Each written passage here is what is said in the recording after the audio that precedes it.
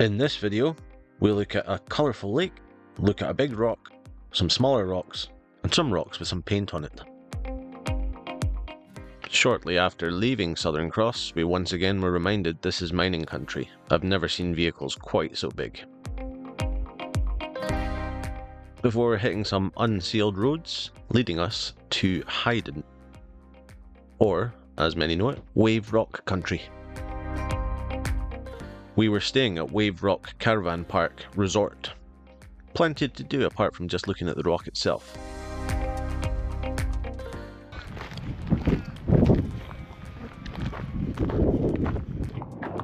So we're doing a wee walk. How are we walking today? Doing a 5-kilometre walk, maybe. I haven't worked out all the distances yet. It's at least 3.6 to see the rock formations around Wave Rock. We've got Lake Magic, Salt Pump, and Hippo Zero. Okay. Sounds about right to me. And it's hot. There's tons of flies.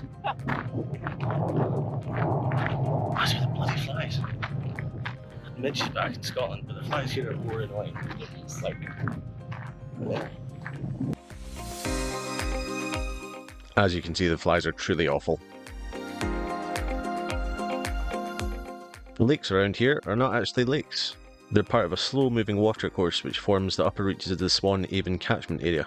Unlike most rivers of the world, the ancient drainage lines of the wheat belt meander sluggishly at their headwaters, only speeding up close to the coast. Most of the water never actually reaches the sea. Finally, a colourful lake.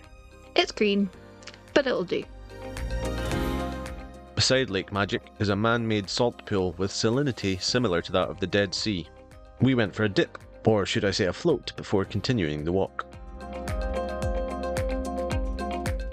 Wave Rock itself is one of a number of geological formations here. No prizes for guessing why this is called Hippo Zero.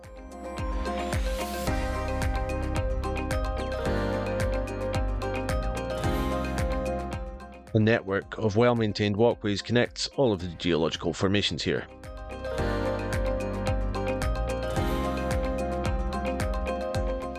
Wave Rock itself, so named because, well, look at it, is a multicoloured 15-metre high granite cliff set at the base of a granite mound known as the Hyden Rock Formation. Early settlers used the natural shape of this mound to collect water in the Hyden Reservoir. Rainwater seeping into the rock dissolves minerals, forming colourful stripes of reds, yellows, greys and blacks, as you can see all across the rock. This is what gives Wave Rock its characteristic colouring. The rock here is 2.63 billion years old, and eons of weathering have caused these miniature remarkable rocks to form. The barrier along the top of the cliff was used to reroute water into the reservoir, which is used as a contingency drinking water supply for the local town of Hyden. It's stunning what 2.63 billion years of weathering can create.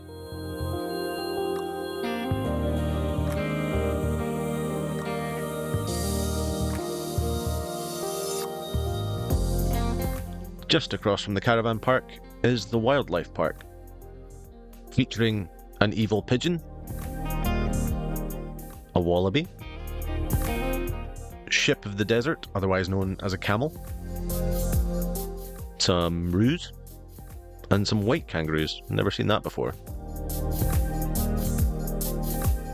A 10-minute drive away is the town of Hyden.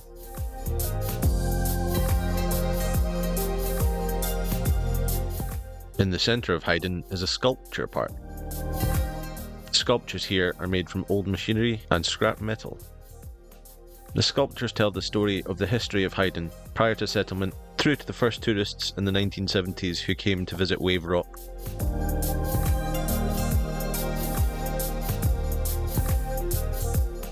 My favourite sculpture, the echidna, or Coinus collectus.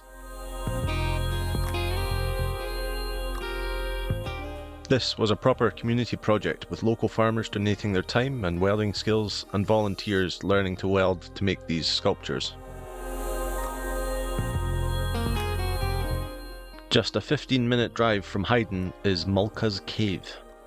A short walk from the car park brings you to the mouth of Mulca's Cave. The name Mulca comes from an Aboriginal legend associated with the cave. Mulca was the illegal son of a woman who fell in love with a man with whom marriage was forbidden according to their law.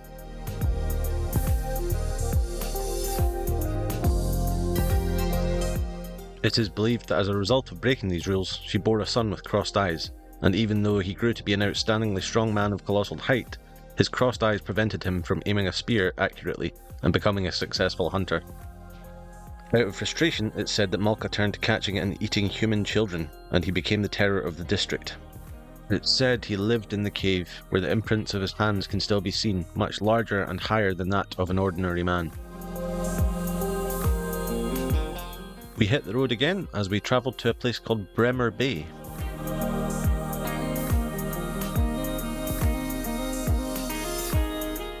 The van is certainly going to be dusty when we get there. En route, we stopped at a place called Lake Grace because a massive train was crossing the tracks in front of us.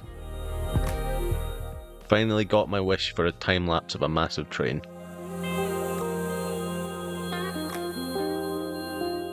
The whole purpose for the trip to Bremer Bay?